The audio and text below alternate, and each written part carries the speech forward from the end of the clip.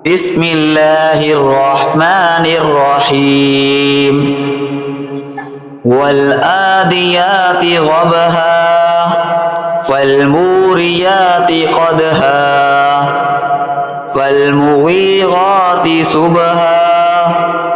فأثرن به نقعا فوسطن به جمعا إن الإنسان لربه لكنود وإنه على ذلك لشهيد وإنه لحب الخير لشديد أفلا يعلم إذا بؤسر ما في القبور وحصل ما في الصدور إن ربهم بهم يومئذ لخبير